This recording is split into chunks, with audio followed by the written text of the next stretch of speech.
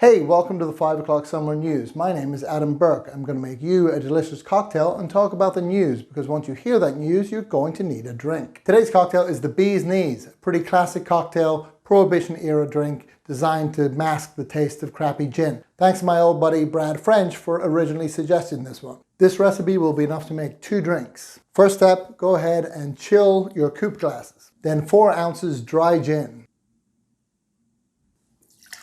The Democrats' plan to include a $15 minimum wage in the pandemic relief bill was jeopardized due to a ruling from the Senate parliamentarian.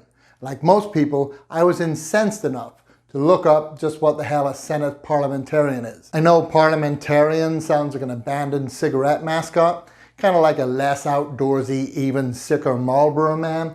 But apparently the Senate parliamentarian is the Senate's advisor on the interpretation of its rules and precedents. She's basically the dungeon master of the Senate's never-ending game of D&D.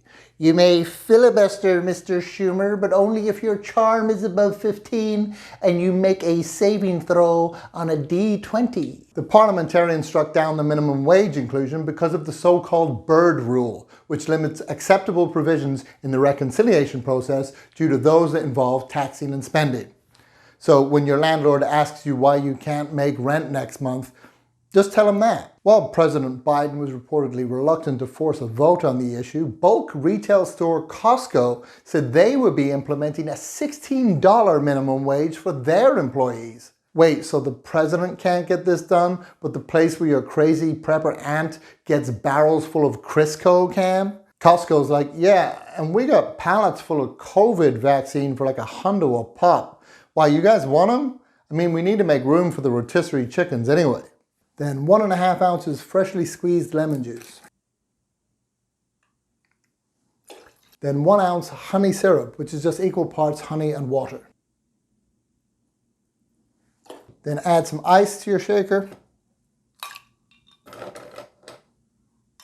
House Representatives passed the Equality Act, which aims to stop discrimination based on sexual orientation and gender identity. Discrimination like, oh, I don't know, Rand Paul asking the transgender nominee for Assistant Health Secretary why she wants to mutilate toddlers. While House Democrats celebrated the passage of the Equality Bill, Senate Republicans are expected to block it on grounds of religious freedom.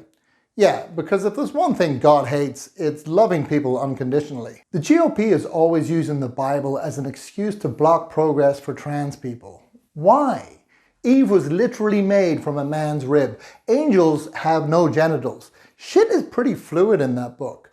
Also, Jesus said, I am both the Alpha and the Omega. If that's not smashing the binary, I don't know what is. Conservatives were slightly more incensed when Hasbro announced that they were renaming their Mr. Potato Head toy with the more gender-neutral name Potato Head, only to then announce that they weren't actually doing that, but were merely rebranding the overall line. Yeah, it's almost like they created the confusion on purpose to generate a bunch of publicity while using a serious public debate to shift more units of their starchy plastic Frankenstein. Oh, and to those people who were upset by the thought of old Spud Features switching pronouns, just remember that apparently you had no problem with the fact that he's a vegetable who identifies as a person. Get your chilled coupe glasses, then give all of that a good shake. Then strain into your coupe glass. This week, Bruce Springsteen appeared in court and was fined $540 for drinking tequila in a national park, although DUI charges were dropped due in part to his, quote, exemplary driving record. I'm sorry, but does anyone else think slightly less of Bruce Springsteen now? What kind of rock star has an exemplary driving record? Keith Moon would leave his limo double parked in a swimming pool, but apparently the boss has never flipped a Yui on Thunder Road because it's naughty. Baby, we were born to run, but not red lights. I don't think I need to strap my hands across your engines, boss. You're doing 15 under the limit. This is worse than that 10th Avenue ease-out maneuver where you check your mirrors 8 times before merging. Also, his blood alcohol level was 0.02, which, good for him. I'm just saying, you could set Jim Morrison's urine sample on fire and use it as a Molotov cocktail. Apparently, during the sobriety tests, Springsteen took 45 steps instead of the required 18. Of course, he did extra. Have you ever been to one of his concerts? They're like 9 hours long. Even opera singers are at a Springsteen show like, hey, wrap it up already, we get it. You're blue collar and have dreams. Also, I love that cops are going after people for drinking in a state park. Really? Drinking? You know, half those people hiking the trails are ripped to the tits on mushrooms, right?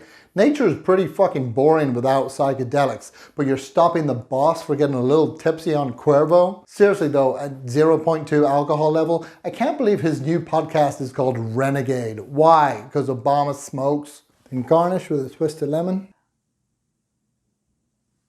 That's a bee's knees, and this has been the 5 o'clock Summer News. Cheers.